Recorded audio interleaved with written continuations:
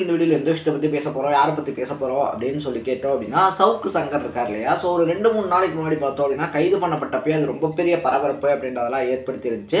நம்மளும் அதுக்காக பார்த்தோம் அப்படின்னா வீடியோஸ் அப்படின்றதெல்லாம் கிரியேட் பண்ணியும் போட்டிருந்தோம். அதுல பெரும்பாலான கமெண்ட்ஸ் வந்துட்டு என்ன வந்துருச்சு அப்படின்னு சொல்லி பார்த்தோம் அப்படின்னா, சவுக்கு சங்கர் இருக்கார் இல்லையா, அடி அவன் வந்துட்டு ஒரு புரோக்கரா, இல்லைன்னா அவன் வந்துட்டு பார்த்தோம் அப்படின்னா அதை பண்ணிக்கிட்டு இருக்கான் இதை பண்ணிக்கிட்டு இருக்கான் அப்படின்றது இருக்கு இல்லையா. ஸோ நம்ம அவருக்காக வீடியோ கண்டென்ட் வந்துட்டு கிரியேட் பண்ணி போடுறோம் அப்படின்ற பட்சத்தில் பார்த்தோம் அப்படின்னா அது அவருக்கு ஃபேவரான ஒரு விஷயம் அப்படின்றது கிடையாது. சவுக்கு சங்கருக்காக நம்ம பேசுறோம் அப்படின்றத தாண்டி பார்த்தோம் அப்படின்னா இங்க எல்லாத்துக்குமே பேசக்கூடிய உரிமை அப்படின்றது இருக்கு இல்லையா. ஏன்னா இங்க கருத்து சுதந்திரம் அப்படின்றதெல்லாம் இருக்குதான். அந்த 1 மணி நேர வீடியோல பார்த்தோம் அப்படின்னா சவுக்கு சங்கர் 1 இருந்து 2 நிமிஷத்துக்குள்ள தவறான வார்த்தைகள் அப்படின்றத விட்டுருக்காரு. அது விடலை அப்படின்றதுக்கெல்லாம் நம்ம பேச கிடையாது. சவுக்கு சங்கர் பேசின அர்த்தமா இருந்தாலும் சரி, இல்ல பேசின வார்த்தைகளா இருந்தாலும் சரி, அதெல்லாம் சரி அப்படின்னு சொல்லி நம்ம விவாதம் பண்ண போறதும் கிடையாது. பட் இதை விட மோசமான குற்றச்சாட்டுகள் அப்படின்றது பார்த்தோம் அப்படின்னா இங்க பகிரங்கமா நடக்கும்போது அந்த விஷயங்கள்ல இவ்வளவு தீவிரம் காட்டாத அரசு பார்த்தோம் அப்படின்னா இப்படி தனக்கு எதிராக ஒருத்தர் வந்துட்டு செயல்பட்டுக்கிட்டு இருக்கான் அப்படின்னும் போது அதை விமர்சனம் பண்றாங்க அப்படின்னும் போது அதை அக்செப்ட் பண்ணிக்க முடியாம ஒருத்தரை போட்டு தாக்குறது இருக்கு இல்லையா. அதுதான் பார்த்தோம் அப்படின்னா அவருக்கான சப்போர்ட்டா மாறுது அப்படின்றதான் என்னுடைய பாயிண்ட் ஆஃப் வியூ அப்படின்னே சொல்லலாம். ஏன்னா ஒரு மனுஷனுக்கு அகைன்ஸ்டா பார்த்தோம் அப்படின்னா கிட்டத்தட்ட நேத்துல இருந்து ஒரு 6-7 வழக்குகள் அப்படின்றது வெவ்வேறு டிஸ்ட்ரிக்ட்ஸ்ல பதியப்பட்டுக்கிட்டே இருக்கு. சவுக்கு சங்கரம் முடிச்சிடணும்பா அப்படின்றதுல இவங்க உறுதியா இருக்காங்க அப்படின்றதும் தெரியுது. ஸோ இப்போ சவுக்கு சங்கரை தாண்டி பார்த்தோம் அப்படின்னா சவுக்கு சங்கருக்கு உறுதுணையா இருக்கக்கூடிய பெலிக்ஸ் இருக்கார் இல்லையா, பெலிக்ஸ் மேலையும் இவங்களுடைய பார்வை அப்படின்றது திரும்ப ஆரம்பிச்சிருக்கு. ஸோ சவுக்கு சங்கர் மேல பார்த்தோம் அப்படின்னா அடுத்தடுத்த வழக்குகள் அப்படின்றது போடப்பட்டுக்கிட்டு இருக்கு. கஞ்சா வழக்கு உட்பட பார்த்தோம் அப்படின்னா வெவ்வேறு பெண் காவலர்கள் வெவ்வேறு டிஸ்ட்ரிக்ட்ஸ்ல வழக்கு அப்படின்றதும் போட்டுக்கிட்டு இருக்காங்க. ஸோ என்ன பண்ண போறாரு சவுக்கு சங்கர்? சவுக்கு சங்கர் டேஞ்சர் ஜோன்ல இருக்காரா? இது எல்லாத்துல இருந்து எப்படி அவர் வெளியே வர போறாரு அப்படின்ற மாதிரி பல இன்ட்ரெஸ்டிங்கான விஷயங்களை தான் நான் இந்த வீடியோல உங்க கூட ஷேர் பண்ணிக்க போறேன். அதுக்கு முன்னாடி நம்ம சேனல் நீங்க புதுசா வந்திருந்தீங்க அப்படின்னா இதே மாதிரி அப்பப்போ அப்டேட்டா போயிட்டு இருக்கிற விஷயங்கள் இருக்கு இல்லையா, கரண்ட் அஃபேர்ஸா இருந்தாலும் சரி, பாலிடிக்ஸா இருந்தாலும் சரி, ஸ்போர்ட்ஸா இருந்தாலும் சரி, இதே மாதிரி அப்பப்போ அப்டேட்டா போயிட்டு இருக்கிற விஷயங்களை நீங்க தொடர்ந்து தெரிஞ்சுக்கணும் அப்படின்னு ஆசைப்பட்டீங்கன்னா மறக்காம சேனலை சப்ஸ்கிரைப் பண்ணிக்கங்க. ஸோ ஃபர்ஸ்ட் ஆஃப் ஆல் நம்ம சவுக்கு சங்கர் இஷ்யூக்குள்ள போனோம் அப்படின்னா அந்த 1 மணி நேர வீடியோ அப்படின்றத ஃபுல்லா பார்த்தவங்களுக்கு தெரியும். ஏன்னா எல்லாருக்குமே என்ன புரியல அப்படின்னா என்னடா சவுக்கு சங்கர் வந்துட்டு காவலர்கள் பத்தியும் பெண் காவலர்கள் பத்தி தப்பா பேசிட்டாரு, அப்படி என்ன பேசிட்டாரு அப்படின்னு சொல்லி உள்ள போகும்போது பார்த்தோம் அப்படின்னா அவர் சொல்லி இருக்கக்கூடிய 2 விஷயங்கள் என்ன அப்படின்னா இவங்க எல்லாமே பொறுக்கிங்க அப்படின்னு சொன்னது ஒரு விஷயம். 2வது என்ன அப்படின்னா ஒரு குறிப்பிட்ட காவல்துறை அதிகாரியுடைய பெயர் அப்படின்றத சொல்லிட்டு அவர் மேல வந்துட்டு பார்த்தோம் அப்படின்னா அவர் போகக்கூடிய ஜோன்ஸ்லாம் இருக்கு இல்லையா, அங்கெல்லாம் பெண் காவலர்கள் இவர் மேல காதல்ல விழுறாங்க அப்படின்னா என்ன அழகை பார்த்தா அப்படிலாம் கிடையாது. இவர் கூட அட்ஜஸ்ட் பண்ணோம் அப்படின்னா நமக்கு வந்துட்டு வேலை கிடைக்கும், அது மட்டும் இல்லாமல் பதவி உயர்வு கிடைக்கும் அப்படின்றது மட்டும்தான் அப்படின்னு சொல்லியிருந்தாரு அப்படின்னே சொல்லலாம். இது வந்துட்டு தவறான ஒரு ஸ்டேட்மெண்ட் தான். இது அப்படி அவர் சொல்லியிருக்க கூடாது தான், ஓகே தான். பட் இதை விட மோசமான விஷயங்கள் இருக்கு இல்லையா, இதுக்கு அவர் மேல ஆக்ஷன் எடுத்தது இந்த அளவு தீவிரமான ஒரு விஷயம் அப்படின்றத காட்டின அதே அரசாங்கம் குழந்தைங்க பார்த்தோம் அப்படின்னா 3 வயசுல இருந்து 5 வயசுல இருக்கக்கூடிய குழந்தைகள் பல இடங்கள்ல வன்புணர்வு செய்யப்பட்டு கொல்லப்பட்டு இருக்காங்க. அது மட்டும் இல்லாம ஒரு சில பேச்சாளர்கள் டிஎம்கேலே இருக்காங்க அப்படின்னே சொல்லலாம். சிவாஜி கிருஷ்ணமூர்த்தி அப்படின்னு சொல்லக்கூடிய ஒரு அதிமேதாவி இருக்கார் இல்லையா, அவரெல்லாம் பார்த்தோம் அப்படின்னா அடங்கொம்மால அப்படின்ற வார்த்தையில ஆரம்பிச்சு நிரோத்து மாதிரி இருக்கு சார் அவன் மூஞ்சி அப்படின்னு சொல்லி எதிர்கட்சி தலைவர்கள் இருக்காங்க இல்லையா, அவங்க வரைக்கும் எல்லாத்தையுமே எவ்வளவு படு பச்சையா கேவலமா திட்ட முடியுமோ அவ்வளோ கேவலமா திட்டுவாரு. அவர் மேல இந்த மாதிரியான சிவியரான ஆக்ஷன்ஸ் அப்படின்றது எடுக்கப்பட கிடையாது. ஸோ ஒருத்த வந்துட்டு தனக்கு எதிராக போராடிக்கிட்டே இருக்கான், தனக்கு எதிரான ஒரு விஷயம் அப்படின்றத பண்ணிக்கிட்டே இருக்கான், அவன் எப்ப சிக்குவான் அப்படின்றது காத்திருந்து அது நடந்த உடனே அவனை போட்டு மிதிக்கிறது இருக்கு இல்லையா, அந்த இடத்துல தான் பார்த்தோம் அப்படின்னா அந்த மாதிரி ஒரு மனுஷனுக்காக பலரும் பேச ஆரம்பிக்கிறாங்க அப்படின்னு தான் சொல்லணும். அது மட்டும் இல்லாம சவுக்கு சங்கர் இருக்கார் இல்லையா, அவருடைய வக்கீல்கள்லாம் பார்த்துட்டு வந்ததுக்கு அப்புறமா என்ன சொல்றாங்க அப்படின்னா சவுக்கு சங்கரை சிறைச்சாலையில தாக்கியிருக்காங்க, என்ன வந்து தாக்குனாங்க அப்படின்னு வந்து என்கிட்டையும் சொல்றாங்க. கண்ணை கட்டிட்டு பார்த்தோம் அப்படின்னா பிளாஸ்டிக் பைப் இருக்கு இல்லையா, பிளாஸ்டிக் பைப்ல துணியை சுத்தி அடிச்சிருக்காங்க. ஸோ காயங்கள் அப்படின்றதும் பார்த்தோம் அப்படின்னா சவுக்கு சங்கர் உடம்புல இருக்கு அப்படின்னு சொல்லப்பட்டிருக்கு.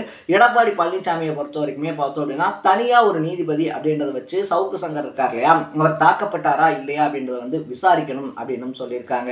ஸோ இது எல்லாத்துக்குமே மத்தியில சவுக்கு சங்கர் பண்ணது தப்பு தான். அவர் அந்த ஸ்டேட்மெண்ட் அப்படின்றது கொடுத்தது தப்பு தான், இல்லை அப்படின்லாம் சொல்லலை.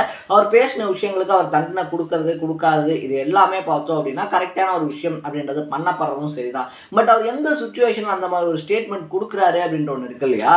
ஸோ ஒரு மனுஷன் பார்த்தோம் அப்படின்னா சாதாரணமா நடக்கக்கூடிய ஊழலுக்கு எதிராகவும் அதை யார் பண்றாங்க அப்படின்றதுல ஆரம்பிச்சு பார்த்தோம்னா நீங்க இந்த 1 மணி நேர வீடியோ பார்க்கும்போதே தெரியும் எந்தெந்த காவல்துறை அதிகாரி என்னென்ன தப்பு பண்றாங்க, எங்கெங்க இருக்கு அப்படின்னு சொல்லிட்டு எல்லா விஷயத்தையுமே அவ்வளோ டீடைலிங்கா அந்த தப்பை பார்த்தோம் அப்படின்னா வெறும் வாய்ப்பேச்சோட சொல்றது கிடையாது, அதுக்கான ப்ரூஃப்ஸ் இருக்கு இல்லையா, அதை வச்சுக்கிட்டு சொல்றாரு அப்படின்றதான் இவங்க எல்லாத்துக்குமே பிரச்சனை. ஏன்னா சவுக்கு சங்கர் சொல்லக்கூடிய ஒரு உண்மையை கூட பார்த்தோம் அப்படின்னா அவங்களால மறுக்க முடியாது கிடையாது. அந்த அளவுக்கு எல்லா விஷயத்தையுமே அக்யூரேட்டா வச்சு சொல்றாரு. இவரை எப்படியாவது முடிச்சிடணும் அப்படின்றதான் அவங்களுடைய எய்மா இருக்கு அப்படின்னு சொல்லலாம். ஸோ இது எல்லாத்தையுமே தாண்டி பார்த்தோம் அப்படின்னா தொடர்ந்து அந்த வேலை அப்படின்றத சவுக்கு சங்கர் விஷயங்களை செஞ்சுக்கிட்டே இருக்காரு. அப்ப அவர் அட்டாக் பண்ண முடியாது அப்படின்றதுனால அவரை சுத்தி இருக்கக்கூடிய அந்த டொமைன் இருக்கு இல்லையா, அந்த சுத்தி இருக்கக்கூடிய பீப்புள்ஸை பார்த்தோம் அப்படின்னா ஒவ்வொருத்தரையும் அட்டாக் பண்ண ஆரம்பிக்கிறாங்க. ஸோ இங்க பார்த்தோம் அப்படின்னா நாங்க கேட்கிற விஷயம் ஒன்னா இருக்கும், ஆனா அந்த விஷயத்த நாங்க யாருக்கும் கொடுக்க மாட்டோம் அப்படின்ற அந்த பாயிண்ட் ஆஃப் வியூ இருக்கு இல்லையா, அதுதான் ரொம்ப தப்பான ஒரு விஷயம் அப்படின்னே சொல்லலாம். ஏன்னா சனாதனம் இஷ்யூல பார்த்தோம் அப்படின்னா உதயநிதி வந்துட்டு சனாதனத்தை வந்துட்டு அழிச்சிடணும், அது மட்டும் அதை பார்த்தோம் அப்படின்னா அது வந்துட்டு நம்ம ஒழிக்கக்கூடிய விஷயம் இருக்கு இல்லையா, அது நம்ம ஒழிக்கிற வேண்டிய விஷயம் தானே தவிர அது வந்துட்டு சரி பண்ணக்கூடிய விஷயம்லாம் கிடையாது அப்படின்னு சொல்லிட்டு ஒரு பயங்கரமான ஸ்டேட்மெண்ட் அப்படின்றதெல்லாம் விடுறாரு. ஸோ அந்த ஸ்டேட்மெண்ட்டுக்கு பார்த்தோம் அப்படின்னா பாஜக சார்பில் வந்து எதிர்ப்பு அப்படின்றது தெரிவிக்கப்படுது. ஸோ அந்த டைம்ல டிஎம்கே சொன்ன விஷயம் என்ன அப்படின்னா பாஜக வந்துட்டு பாசிசமா செயல்படுறாங்க, தனக்கு எதிராக யாருமே பேசிடக்கூடாது அப்படின்னு வந்துட்டு செயல்படுறாங்க. ஸோ இது வந்துட்டு பார்த்தோம் அப்படின்னா கருத்து சுதந்திரம் இருக்கு இல்லையா, கருத்து சுதந்திரத்தை புடுங்குறாங்க. பாஜகவுக்கு அகென்ஸ்டா யாராவது பேசிட்டாங்க அப்படின்னா அவங்க வீட்டுக்கு என்டிஏ வருது. அது மட்டும் இல்லாம பார்த்தோம் அப்படின்னா அடுத்தடுத்து பெரிய பெரிய ஐடி ரைட்ஸ் இருக்கு இல்லையா, ஐடி ரைட்ஸ் எல்லாம் பார்த்தோம் அப்படின்னா வருது. ஸோ பாஜக வந்துட்டு பாசிச ஆட்சி நடத்துறாங்க, பாசிசத்தை நீக்கும் அப்படின்ற மாதிரிலாம் உரிமை குரல் அப்படி இப்படின்னு சொல்லிட்டு பேசிட்டு அதே விஷயத்த தமிழ்நாட்டுக்குள்ள நமக்கு எதிராக யாராவது பேசினாங்க அப்படின்னா நம்ம பாஜக என்ன பண்ணுதோ அதே தான் இங்க பண்ணுவோம் அப்படின்ற போது இருக்கு இல்லையா. அப்ப பாஜகவுக்கும் உங்களுக்கும் என்ன வித்தியாசம் அப்படின்றதான் இங்க புரியாத ஒரு கேள்வியா இருக்கு அப்படின்னே சொல்லலாம். ஸோ இங்க வந்து பார்த்தோம் அப்படின்னா அரசியல் பண்றதுக்கு எப்படி கட்சிகளுக்கு உரிமை இருக்கோ அதே மாதிரி பார்த்தோம் அப்படின்னா விமர்சனம் பண்றதுக்கும் உரிமைகள் அப்படின்றது எல்லாருக்குமே இருக்கு. இன்னும் சொல்ல போனோம் அப்படின்னா இதை விட மோசமா பத்திரிகைகள் எழுதக்கூடிய பத்திரிகைகள் கூட இங்க இருக்கு அப்படின்னே சொல்லலாம். ஸோ கோயம்புத்தூர் பார்த்தோம் அப்படின்னா ரெண்டா பிரிய போது வடகோவை தென்கோவை இருக்கு இல்லையா, அந்த மாதிரி பார்த்தோம் அப்படின்னா கோயம்புத்தூரை ரெண்டா பிரிக்க போறாங்க. ஸோ தமிழ்நாடே பார்த்தோம் அப்படின்னா ரெண்டா பிரிய போது, ரெண்டு மாநிலமா பிரிய போகுது அப்படின்ற மாதிரி ஆர்டிகல்ஸ் எழுதுற நியூஸ் பேப்பர்ஸ் இங்க இருக்கு. முக்கியமான ஒரு தலைவரை பார்த்தோம் அப்படின்னா இங்க இருந்து அவருக்கு வேற ஒருத்தரோட தொடர்பு அப்படின்ற மாதிரி ஆர்டிகல்ஸ் எழுதின பத்திரிகைகள் இங்க இருக்கு. ஸோ அந்த பத்திரிகைகள்லாம் பார்த்தோம் அப்படின்னா அப்படியே பார்த்தும் பார்க்காம அமைதியா கிராஸ் பண்ணி போகக்கூடிய இதே அரசாங்கம் ஒரு மனுஷன் ஒரு விஷயம் அப்படின்றத வந்துட்டு சொல்றாரு அப்படின்ற பட்சத்துல அவங்களுக்கு மேல தப்பு இல்லை, நாங்க தப்பு பண்ணல அப்படின்னா அதை டைரக்டா மக்களால் அவங்களால ப்ரூவ் பண்ண முடியும். ஏன்னா ஆட்சி அதிகாரத்துல பார்த்தோம் அப்படின்னா இன்னைக்கு அவங்க தான் இருக்காங்க. அவங்க நினைச்சாங்க அப்படின்னா இந்த டெண்டருக்கு பின்னாடியோ இல்லை இந்த விஷயத்துக்கு பின்னாடியோ எதுவுமே நடக்கல அப்படின்னு சொல்லி மக்கள் கிட்ட டைரக்டா ப்ரூவ் பண்ண முடியும். பட் தப்பு நடக்குது, அந்த தப்பு வெளியே தெரியுது அப்படின்ற போது அங்க ஆட்சியாளர்களுக்கு ஏற்படக்கூடிய நடுக்கம் இருக்கு இல்லையா, அதுதான் ரொம்ப பெரிய விஷயமா இன்னைக்கு பேசப்படுது அப்படின்னே சொல்லலாம். ஸோ இது வந்துட்டு பார்த்தோம் அப்படின்னா சவுக்கு சங்கருக்கு ஃபேவராவோ சவுக்கு சங்கர் வந்துட்டு நல்லவர் அப்படின்னு சொல்லி பேசக்கூடிய விஷயமோ இது கிடையாது.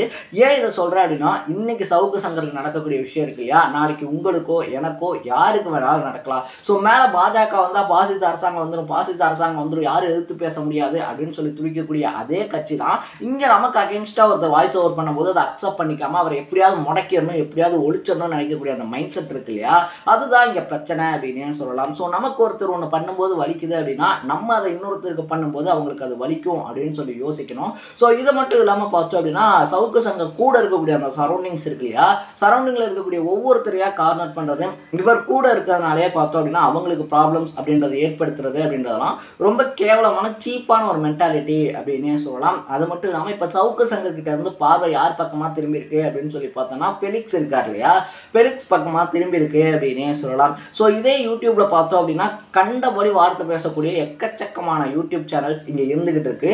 அது மட்டும் இல்லாமல் தவறான வெப்சைட்ஸ் அப்படின்றதும் பார்த்தோம் அப்படின்னா இங்க நிறைய இருந்துகிட்டு இருக்கு. ஸோ அது மேல எல்லாம் கான்சென்ட்ரேட் பண்ணாத கவர்மெண்ட் பார்த்தோம் அப்படின்னா திடுதிப்புன்னு இவங்க ரெண்டு பேரும் இப்படி ஒரு விஷயத்த பேசிட்டாங்க. இது வந்துட்டு பார்த்தோம் அப்படின்னா பொது அமைதி இருக்கு இல்லையா, பொது அமைதிக்கு வந்துட்டு ஒரு விளைவு அப்படின்றத ஏற்படுத்துது.